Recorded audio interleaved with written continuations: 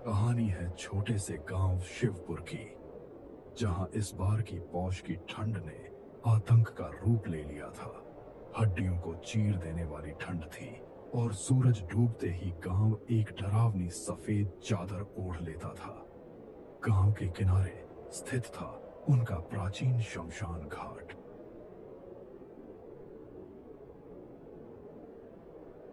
आतंक की शुरुआत तब हुई जब गांव के एक मजदूर रामदीन काका का 10 साल का बेटा दीपक घने कोहरे में शमशान घाट के पास से अचानक लापता हो गया।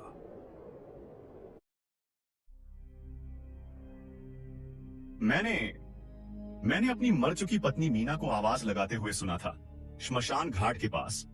पर वहां पर कोई नहीं था, केवल अधजली लकड़ियां थीं।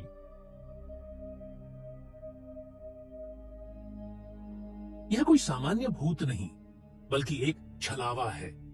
यह प्रेत आत्मा लोगों को उनके प्यारे मरे हुए रिश्तों का भ्रम दिखाती है और उन्हें भ्रमित करके उन्हें अपना शिकार बनाती है। पंडित जी की चेतावनी से गांव में दहशत और बढ़ गई। अब डर का माहौल जमे हुए कोहरे की तरह घना था। सूरज ढलते ही गलियां बर्फीली कब्रिस्तानों जैसी सुनसान हो जाती।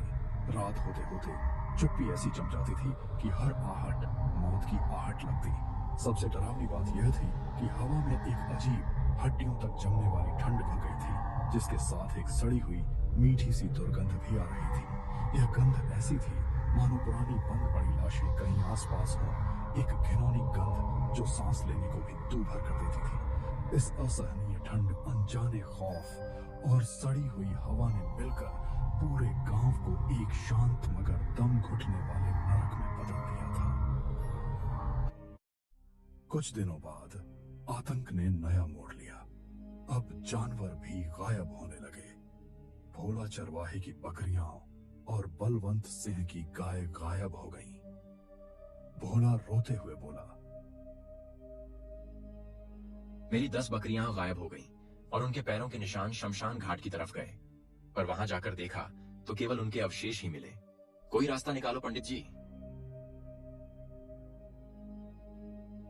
ये सब मनगढ़ंत बातें हैं, कोई छलावा वल्लावा नहीं है। मैं खुद आज रात में पहरा दूंगा। बलवंत, यह चोर डाकू नहीं है जो तुम्हें डराएगी। यह मायावी प्रेतनी है। तुम्हें लालच दिखाएगी, तुम्हें भ्रम में डालेगी, तुम्हारे साथ छलावा करेगी।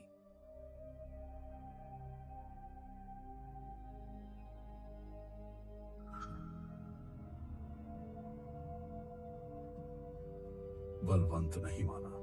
उस रात वह बंदूक लेकर शमशान की तरफ चल दिया और फिर पहरा देने के लिए बैठ गया।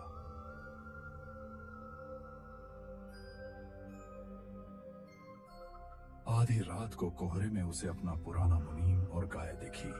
मुनीम के हाथ में सिक्कों से भरी थैली थी। भूतनी ने छलावे का नया रूप ले लिया था।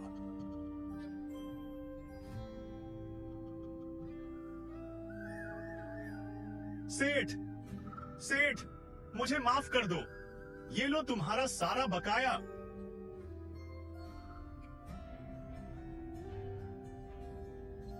लालच में बलवंत पैसे लेने के लिए आगे बढ़ा।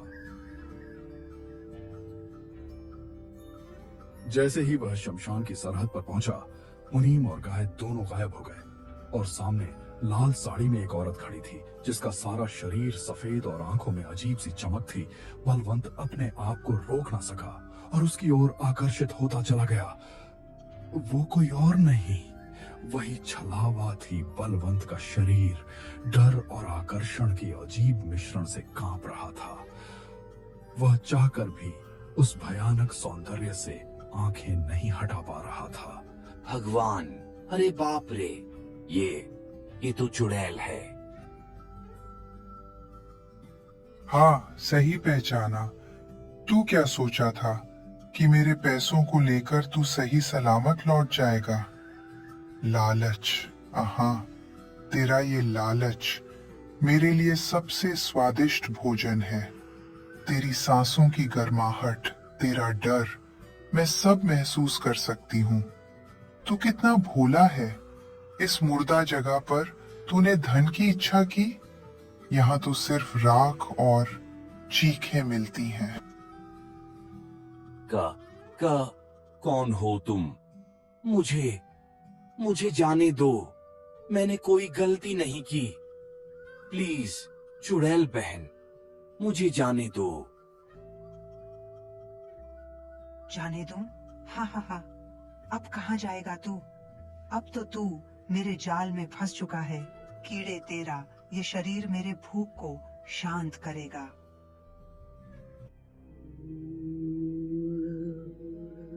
बचाओ बचाओ, अरे कोई है, मदद करो।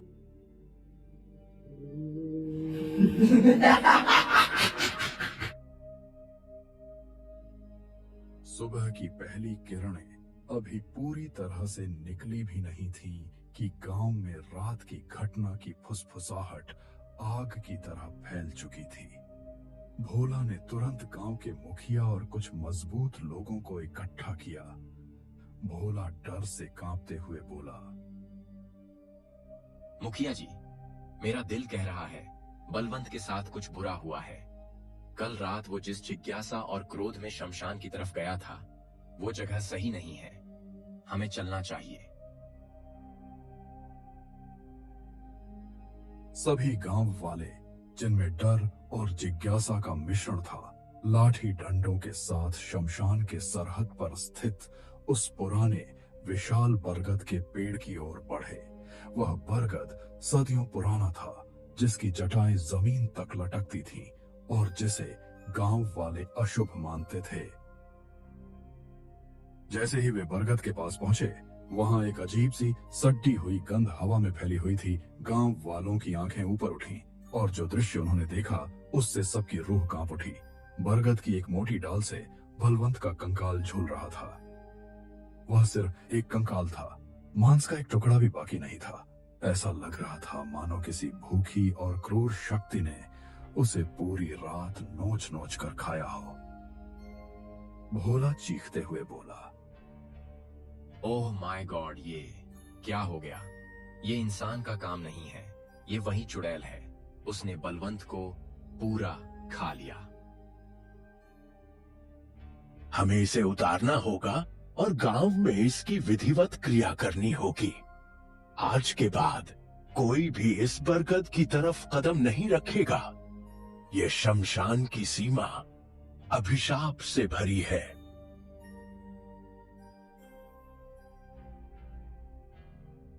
गांव वालों ने डरते डरते किसी तरह कंकाल को नीचे उतारा, लेकिन उस दिन से उस गांव पर उस चुड़ैल का खौफ हमेशा के लिए छा गया। हर अंधेरी रात उन्हें बलवंत की आखिरी अनसुनी चीख की याद दिलाती थी। बलवंत के कंकाल को बरगद से उतारने के बाद गांव में मातम से ज्यादा दहशत का माहौल था। एक शाम मुखिया ने गांव के केंद्र में स्थित चौपाल पर सभी गांव वालों को इकट्ठा होने का आदेश दिया। ढलते सूरज की पीली रोशनी में चौपाल पर सन्नाटा पसरा हुआ था, जिसे सिर्फ लोगों के दबी दबी फुसफुसाहटें ही तोड़ रही थीं। हर चेहरे पर डर और असुरक्षा का भाव था। गांव वालों, जो कुछ भी हमने बरगद के पेड़ पर देखा, वह किसी इंसान का काम नहीं है। यह उस भयानक छलावा का काम है जिसने हमारे बलवंत को निगल लिया।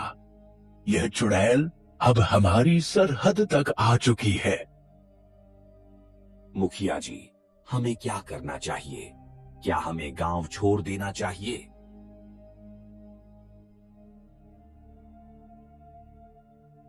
नहीं, हम अपने गांव को छोड़कर कहीं नहीं जाएंगे। बलवंत का कंकाल हमें चेतावनी दे रहा है कि अगर हमने कुछ नहीं किया तो कल कोई और उसका शिकार होगा। इस चुड़ैल को मारने के लिए हमारे डंडे, हमारी तलवारें काम नहीं आएंगी। यह काली शक्ति है और काली शक्ति का सामना करने के लिए हमें एक पहुंचे हुए तांत्रिक को बुलाना होगा। एक ऐसा सिद्ध पुरुष जो मंत्रों और तंत्र विद्या से इस दुष्ट आत्मा को इस गांव की सीमा से हमेशा के लिए निकाल फेंके।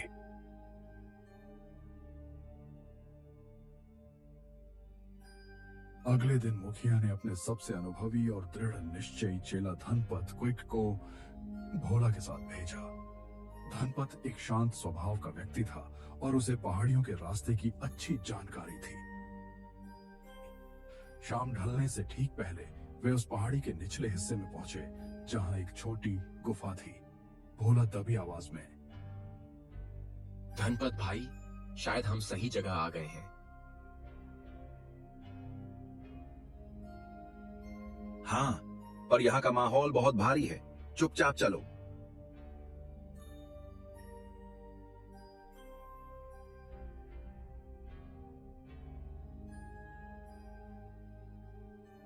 गुफा के भीतर एक जटाधारी तांत्रिक जिनका नाम था बाबा भैरवनाथ जमीन पर आसन लगाए बैठे थे।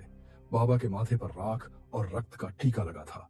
उनके सामने हवन की आग चल रही थी जिसमें कुछ जड़ी बूटियां और हवन सामग्री डाली जा रही थी। हवन के चारों तरफ हड्डियां घूम रही थीं, जो शायद किसी पुराने अनुष्ठान का हिस्सा थीं।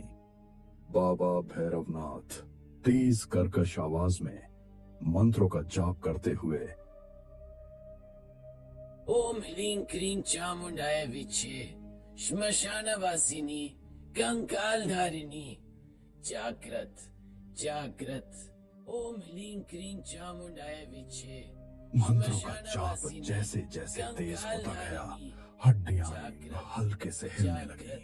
बाबा भैरवनाथ अपनी सिद्धि के चरम पर थे। भोला और धनपत दोनों डर से ठिठक गए। उन्हें लगा कि उन्होंने बाबा को गलत समय पर परेशान कर दिया है। धनपत साहस जुटाते हुए बोला, बाबा, ओ बाबा भैरवनाथ। कौन हो तुम और किस मनहूस घड़ी में मेरी साधना भंग करने चले आए हो? क्या तुम्हारी मौत तुम्हें यहाँ खींच लाई है? भोला और धनपत ने डरते डरते बाबा भैरवनाथ को बरगद के पेड़, मुनीम के छल, बलवंत के लालच और अंत में कंकाल की भयावहता की पूरी कहानी सुनाई। समझ गया, यह कोई साधारण आत्मा नहीं है, यह छलावा है। शमशान की सीमा पर बैठी हुई एक महादुष्ट यक्षिणी। इसे मारना आसान नहीं होगा। यह मायावी है, यह रूप बदलती है और यह डर खाकर पलती है। लेकिन मैं भैरवनाथ ऐसी शक्तियों का संहार करने के लिए ही साधना करता हूँ। मैं तुम्हारे गांव चलूंगा।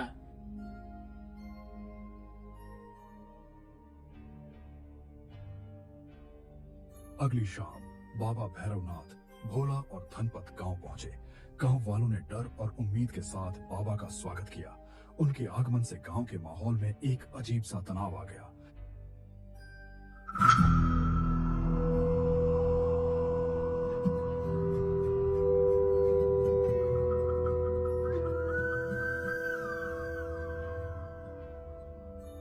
सन्नाटे को चीरते हुए बाबा भैरवनाथ और गांव के कुछ लोग शमशान की तरफ चल देते हैं।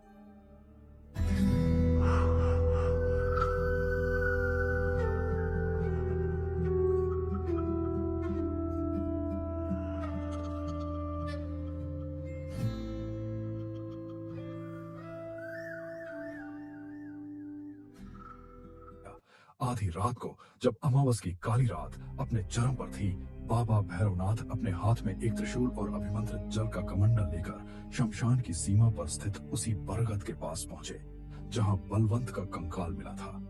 उनके साथ भोला, धनपत, मुखिया और कुछ गांव वाले थे। बाबा भैरवनाथ ने बरगद के नीचे पहुंचकर जोर से एक भीषण गर्जना की जिसने रात के सन्नाटे को चीर दिया। ए दुष्ट यक्षिणी, ए श्मशान की वासना, तेरी माया का खेल अब समाप्त हुआ। भैरवनाथ तुझे चुनौती देता है। तभी सामने वही छला, लाल साड़ी और सफेद शरीर में आंखों में प्रतिशोध की आग ली प्रकट हुई। ओह माय गॉड, ये चुड़ैल तो सचमुच बहुत डरावनी है। ओह साधक, क्या तू मेरी भूख मिटाने आया है? तेरे इस छोटे से गांव को मैं कल ही निगल सकती हूँ। तेरी तपस्या मेरे सामने व्यर्थ है। इतना बोलकर चुड़ैल तेजी से तांत्रिक की तरफ बढ़ती है और उसे हवा में उठा देती है। गांव वाले ये नजारा देखकर सन्न रह जाते हैं। क्ली दुष्ट संहारिणी भैरवी स्वाहा।